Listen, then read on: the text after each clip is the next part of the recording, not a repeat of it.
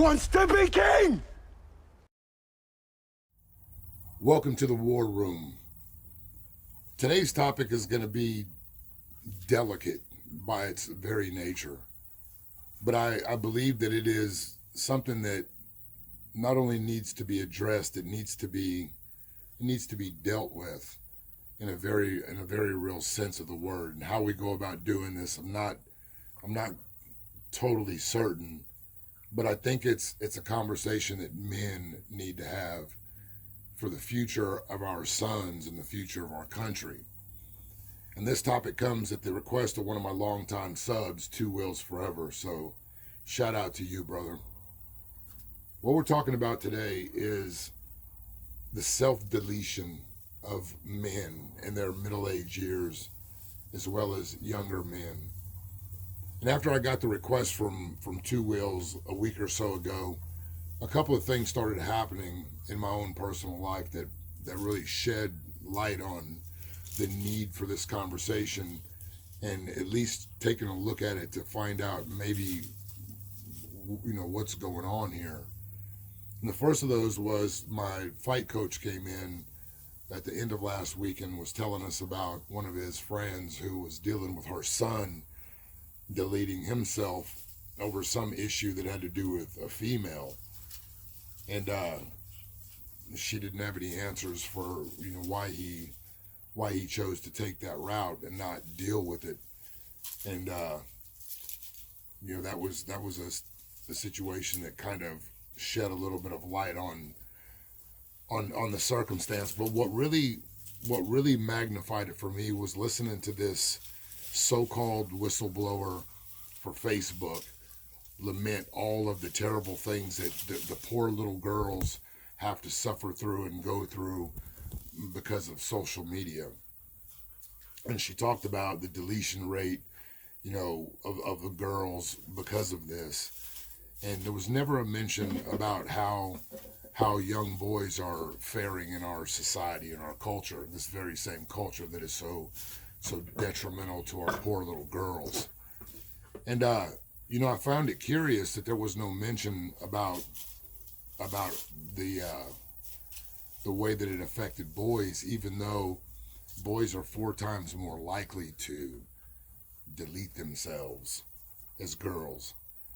And looking at that really started making me think about the truth that there's really nobody, there's no faction, there's no group, there's no one in our government that really, they don't give a shit about males. They don't care about boys' health. They don't care about men's health. They don't care about men's mental health or their physical health. And that's pretty obvious when you see that there's a pink ribbon or a pink whatever for matters that concern the feminine, even though now we're making confusion about that as well. There's no ribbon, there's no movement for the cancers that men suffer. There's only attention given to the other side of this fence. And it made me really start thinking about, how we got to this point in our culture and why so many men and boys would choose to cancel themselves. And it's become pretty obvious to me, even though there's a myriad of reasons why somebody might choose to do this. I think the biggest foundational reason for this is in the culture that we have created and that we are propagating today. Men and boys have no value. They have no purpose. And with the feminist wave that's destroying everything now, with the propaganda that is just pro you go girl and anti-male, and even more so the making of traditional masculinity into something that is a mental disorder, while changing the true mental disorder, which is dysphoria about what's between your legs, not only normal, but trying to make all laws and legislation bend to this abomination It is it's very easy for me to see how and why young men and men that reach the midlife years would opt out. Because for young men, it really seems hopeless and helpless when the feminine has been wrecked beyond any sort of recognition. There's very few genuine real women in our culture anymore. The thought culture has completely taken over, and it has become a sea, an outhouse of human waste. But that's not for nothing, because that happened in the reaction to how men responded to the release of the Playboy Bunny magazine in the 50s. And so our culture has been subverted, and all morality has been drained out of our culture, and men have lost their place. They've lost their worth. And at every turn, we're told that, we're reminded about that. And it just made me think, what would a young teenage boy who's dealing with all the mental angst that comes with being a teenager, dealing with the same matrix illusion of social media, the guys that contemplate, and some who do choose to start a pistol.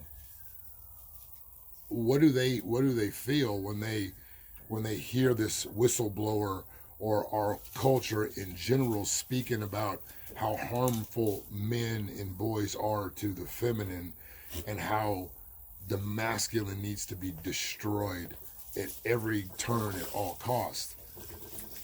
When I first started this channel, the message initially was dealing with dating and understanding women.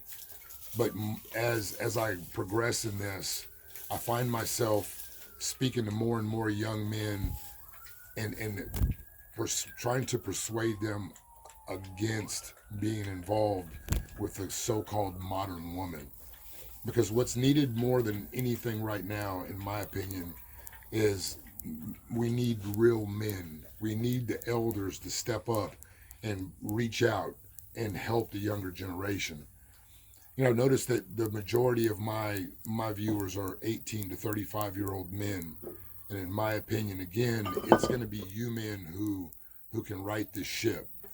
Now, some of the older guys who sub here, we have discourse with one another, off the message board, and some of them feel like I'm fighting a losing battle.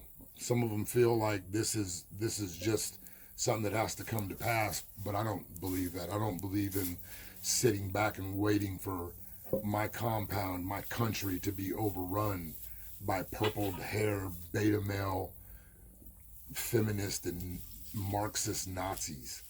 And so what I feel that is needed right now is the elders, us older men who have seen our culture change, but have also been part and parcel of the destruction. It's time for us to pay it forward and reach back and help the younger generation. But it's also up to the younger generation to take the bullshit out of your ears and get rid of your pride. Because one of the constant narratives that I hear is how disrespectful the younger generation is to the elders. And what you young guys need to understand is old fools were once young fools. And before you can finish blinking real good, you're going to find yourself 30, 40, 50 years old. And what you do today, what you do right now, or what you choose not to do, is going to echo in history. It's going to echo when history is written, and people 50 years down the line are going to read the story that you write. Now, right now, we've got men and boys, real men, have been muzzled, and they're afraid to speak up. And many young boys have been emasculated to the point where they don't understand the way that they feel, and everything's based off of emotion. We need for men to raise boys. Now, I'm not saying go grab a single mom or take on the responsibility of somebody else's child. That's not what I'm saying at all. But the way that I combat this in my own personal life is I own a gym, and one of my passion, my career, is building athletes. Now a lot of young men who are in the school system, they are the product of a single parent household, and because of this, they don't have fathers in the home. They don't have the ability to pay for the training. They don't have because the father's not present in the home, they don't have access that the kids who are able to pay, they don't have the same ability. And rather than do things for money or about the money, I've built my gym and my reputation on looking out for those who have the heart to do what needs to be done. And so I try to give back in that way. And it's not just about getting them into the gym to train, because the gym is our sanctuary. The gym is our church. The gym is where I take these young men and forge them mentally. The strength is easy to build, but the mental fortitude and the attitude of facing challenges like a man, those things take time. And if it's all about the money, then this will never happen. And I don't do it for any reward. I don't do it for a pat on the back. I don't do it to bring attention to myself. I simply do for these young men the same thing that I wish that somebody would have done to me or for me when I was a young man, when my father was in prison, when I didn't have a man in the house. I wish that I would have had somebody that would have had an influence on my life that would have kept me off of the path that I took, even though I understand that path was probably necessary in my own life. But there's an obvious attack, not just an attack, but there is a push to erase traditional masculinity. There's a push to erase boyhood and being a young man and growing to be a strong man as you get older. There is a very obvious attempt to do away with the natural order of things. And if we have any hope whatsoever at all for a prosperous future that everybody can thrive in, then the men today are going to have to step up. The men today are going to have to step up and step out and be willing to take some criticism, be willing to take some shots, be willing to take some chances to help those poor little boys that don't have a chance otherwise. There's no faction, there's no government agency, there's no one coming to save masculinity. There's no one coming to save men. That is our job. That is our job whether we want it or not.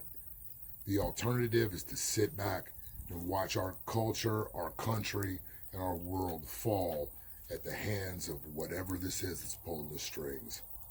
As long as I have breath in my lungs, as long as I have life running through my veins, I believe that we're still in the fight. It's time to save our boys. It's up to men to do this. It's the only way it can work. We see the alternative. It's up to the men. Let's go get our boys. Out.